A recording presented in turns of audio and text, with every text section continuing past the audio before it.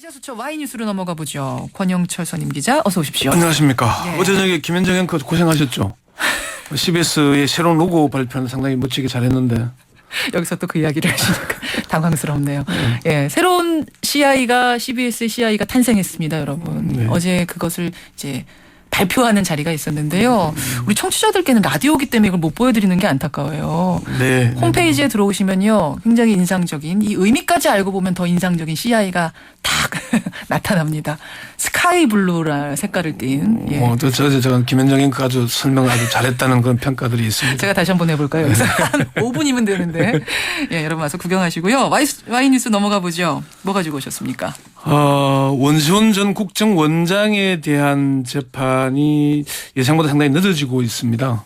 예. 그래서 왜 이렇게 재판이 늦어지는지 그 속사정을 좀 알아보고자 합니다. 그렇지 않아도 아까 청취자 2952님이 이제 댓글 뉴스는 안 합니까? 댓글 이슈는 포기했나요? 이런 질문을 주셨던데 잊고 있었던 그 사건 권영철 기자가 오늘 드러내 주시네요. 네. 원세훈 전 국정원장에 대한 재판 왜 이렇게 늦어집니까? 일단 그 원세훈 전 원장에 대한 재판이 두 갈래지 않습니까? 하나는 개인 비리 혐의고 하나는 국정원의 대선 개입 의혹 문제 두 가지인데 네.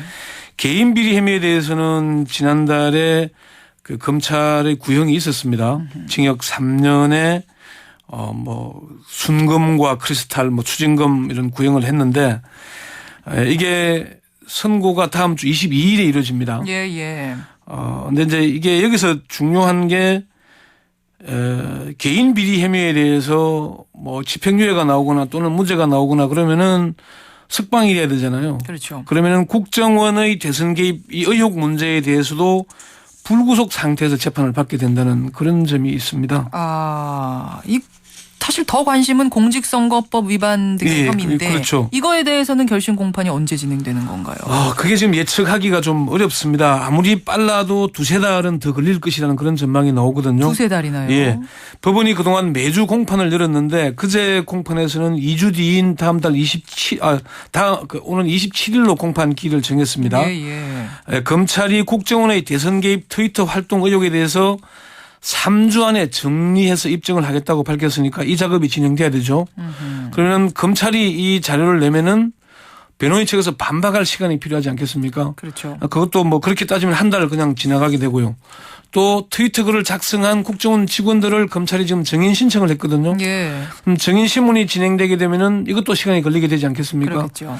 그래서 아무리 빨라도 두세 달 더 걸리지 않겠나 그런 좀 전망이 나오고 있습니다. 원세훈 전 국정원장하고 같이 기소됐던 김용판 전 서울경찰청장 여기에 대한 공판은 어떻게 되고 있습니까? 검찰이 구형을 했죠. 이미 그래서 다음 달 6일에 지금 1심 선고가 예정이 돼 있습니다.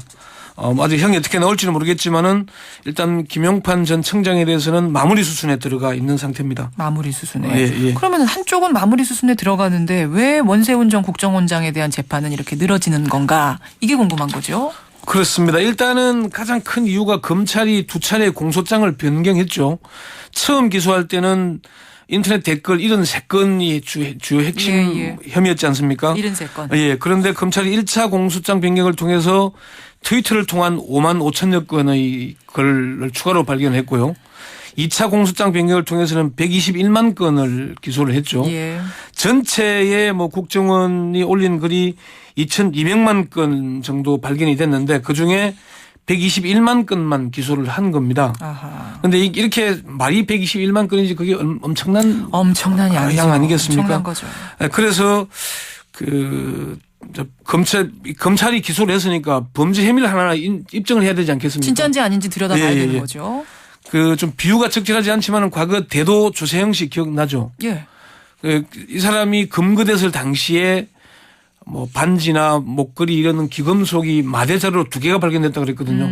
그러면 이 사람의 범죄 혐의가 수백 건 되지 않겠습니까? 예. 그러면 왜 이게 수백 건이라는 걸 하나하나 원래 입증을 해야 됩니다. 그래요. 트위터 댓글 121만 건이면은 이게 누가 작성을 했고 어떻게 해서 국정원이 대선에 개입했는지를 하나하나 입증해 나가야 되거든요.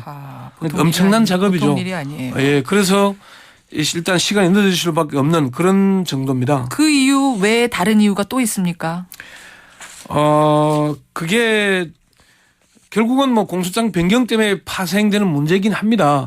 검찰로서는 범죄 혐의를 입증해야 되고 변호인 측에서는 어쨌건 검찰이 기소한 내용에 반박을 해야 되지 않겠습니까? 그렇죠. 그런데 여기서 문제는 검찰이 기소한 121만 건 중에 변호인은 한 건이라도 문제가 있는 걸 찾아내서 이거 봐라, 이거 문제가 있지 않느냐, 이걸 입증하면은 검찰이 121만 건 전체에 대해서 기소한 내용이 혐의가 흔들릴 수 있기 때문에 이걸 하나하나 입증해야 됩니다. 그래서 1차 공소장 변경을 통해서 기소했던 5만 5천여 건 가운데 2만여 건 이상을 검찰이 처리했지 않습니까? 그러니까 121만 건 모두를 유지를 할지 또 철회할지 그것도 지켜봐야 되는 거죠.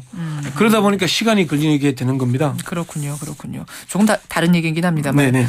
국정원 수사에 관여했던 검사들이 줄줄이 한직으로 밀려나고 있다는 것. 요것도 혹시 재판이 늦어지는 이유하고 관련이 있나요? 재판 진행과는 직접적으로 관련이 있다고 하기는 어렵겠지만은 어쨌건 법무부나 검찰 수뇌부가 재판이나 수사에 영향을 미치라는 것 아니냐. 그런 의심을 받기에는 충분하죠. 일단은 내일자 인사가 났는데 윤석열 여주지청장은 대구 고검으로. 예, 박형철 부팀장 서울중앙지검 공공형사부장이었죠. 대전 고검으로 밀려났죠. 아니 그쪽 세계를 잘 모르는 사람들은 여주지청에서 대구 고검으로 간 게 무슨 밀려난 거냐 이게 잘 이해 안 갈 수도 있는데요. 이제 윤석열 지청장 같은 경우에는 서울중앙지검 부장을 마쳤고 좀 차장급이거든요. 차장급인데 여주지청장이면 다음 이제 뭐 큰 검찰청 그러니까 뭐 수원이나 인천이나 뭐 이런 쪽에 차장 검사로 가거나 하는 게 정상적인 순리인데 그래요. 이제 지금 이렇게 고검으로 가게 되면은 이거는 뭐 옷을 벗으라거나 좌천되는 것 좌천입니다. 사실은. 거의 그 정도입니까? 예. 그 박형철 부장도 다른 동료 부장들이 지방 부장으로 가긴 했지만은 고검으로 간 것은 좀 이례적인 좌천성이긴 한데 어쨌건 박형철 부장검사는 계속해서 원세훈 공판 관여를 해야 되거든요. 뭐 이 문제가 사실은 깨끗하게 마무리가 안 됐었는데 일단은 공판 관여를 계속 하는 걸로 정리가 됐습니다. 그래서 이렇게 이제 검사들이 줄줄이 불이익을 받게 된 셈이죠. 그래서 이렇게 대놓고 보니까 국정원 사건에 관련됐던 모든 검사들이 사실은 불이익을 받은 셈이 됐습니다. 다 따져보면 그렇게 돼요. 최동욱 검찰총장이 혼의 아들 논란 때문이긴 하지만은 어쨌건 국정원 사건 때문에 찍어내기 당했다는 게 정설 아닙니까? 그렇죠. 그리고 조영곤 전 서울중앙지검장도 윤석열 지청장과 외압 논란 때문에 결국 사퇴하게 되긴 했지만은 국정원 수사 때문에 청와대에 찍혔다. 미운털이 박혔다 이런 얘기가 나돌았거든요. 그러니까 나갔죠. 그렇죠. 유일하게 살아남은 사람이 이진한 서울중앙지검 2차장.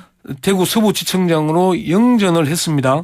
그런데 이제 이진한 청장도 이 사건과 관계가 없지만은 여기자 성추행 문제가 불거졌지 않습니까? 부적절한 신체 접촉이 있었다 하면서 구설수에 올랐어요. 어제 저녁 늦게서야 뭐 감찰본부장 경고로 결론이 내려졌는데 지난 2012년에 그 서울 남부지검의 한 부장검사가 여기자 성추행 때문에 정직 3개월 받았거든요. 그런데 이진한 검사는 뭐 경고로 그쳤고 또 대구 서부지청장으로 영전됐으니까 이게 좀 형평이 안 맞다는 그런 느낌이 들지 않습니까? 국정원 수사를 하던 팀원들은 줄줄이 좌천. 그 수사팀과 갈등을 빚던 사람은 영전. 뭔가요? 이건 결과적으로 미운털 박히면 찍어내기 당하거나 좌천당하고 잘 보이면은 영전하는 이게 세상 순리입니까? 예, 검찰의 이런 씁쓸한 모습 때문에 그리고 국민들이 검찰에 대한 불신감이 더 커지지 않나 그렇게 봅니다, 사실. 씁쓸합니다. 권영철 대기자, 권영철 선임 기자 수고하셨습니다. 네.